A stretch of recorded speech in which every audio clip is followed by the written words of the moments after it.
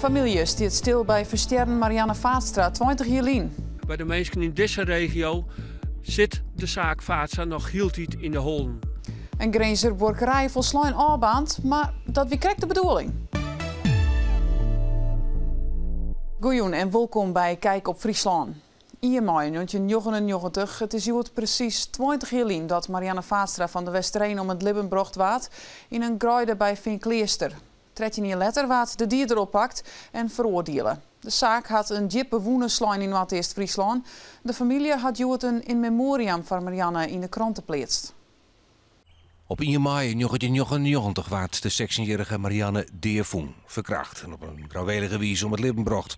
Elke nien in de streek wie schokt. De woorden van Heid Bouke Vaatstra rekken de meesten in het hart. Marianne, een bloemblaadje, nog in de knop, die nooit heeft mogen bloeien, die geen kans heeft gekregen, die veel liefde heeft gegeven, die breed is verstoord. Lang was toch dat een bewoner van het asielziekencentrum in Kolm de dierder wie. Ons in november 2012 Jasper S. van Oud-Woud na een DNA-onderzoek oppakt werd. De dieren kregen 18 in cel. Na de veroordeling hoopte de familie dat de rest waarom komen zoeken. Maar dat is net het geval. Zeker net op zondag als het precies 20 jaar lang. Het hakte nog bot in. Zou die blikken uit een advertentie die de familie plaatst had in de Kolmer kranten. Boven dat had woonfamilieleden nog potlijst van saneemde complotdenkers. Meesken die ervan uitzoeken binnen dat net Jasper S. de dierder is, maar een asielzieker. Hoe dan ook, bij de mensen in deze regio zit de zaak Vaatstra nog heel tijd in de holen. Marianne, die hier achter mij in de grijden voel waard en die na jongste stappen op wij weer naar huis, maar net thuis kwam. Een plaats in het Grenzer plakje Den Horn is al de nacht volslijn afbaand. Maar dat wie er krijgt de bedoeling. Het weer voor opnamen voor de film van Grutte Pier. Normaal word je net blied van dit soort beelden, maar voor regisseur Steven de Jong weer dat vannacht heel los. Hij is dwander met een film over het leven van Grutte Pier en dit moeten de openingsbeelden van die film worden. Enkele tientallen belangstellenden kwamen op het vuur af. De plaats zoals op 17 april al in vlammen opgaan, maar doe wie het te droeg.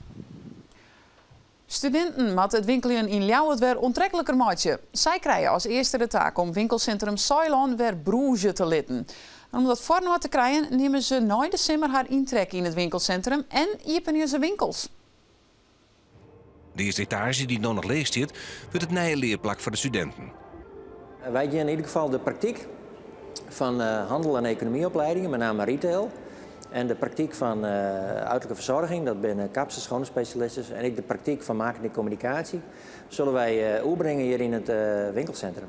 Het winkelcentrum is een tussenstop. De opleiding verhuist in 2021 naar het nieuwe Cambuurstadion. In de tussentijd moeten de studenten ervoor zorgen dat het winkelcentrum reanimeerd wordt en weer broezet. We doen dat onder andere door onze opleiding marketing en communicatie deels onder te brengen. En die het echt een proto-activiteit organiseren zullen together met de ondernemers in de binnenstad om ze vol mogelijk te stimuleren. In deze hoek krijgen we een leerplein, maar in combinatie met een escape room. En dat is net een escape room, zoals we die misschien kennen al, maar dat is een escape room voor cybersecurity.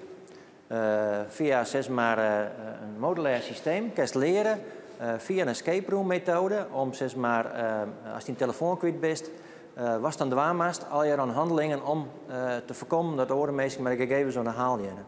Na de zomervakantie maakt de etage hier beginnen voor het publiek.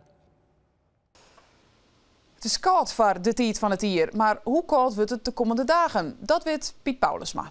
Het waren van joen en vannacht zal net volle vreugde. Nog altijd een opklaring, er is ook bewolking en de temperatuur luidt zo om bij de zo'n graden heen. De wind uit westelijke richting en die is zwak of matig. Morgen eerst nog droeg, starig om misschien een buiken, maar ik ga een meest of heel dal droege dag staan. Temperaturen 14 graden, een zwak tot matige wind uit west-noordwestwaai. En dit weer Kijk op Friesland. Zorg van meer nieuws op uw website omroepfriesland.nl of op uw omroep app. Nog een noffelijke joen.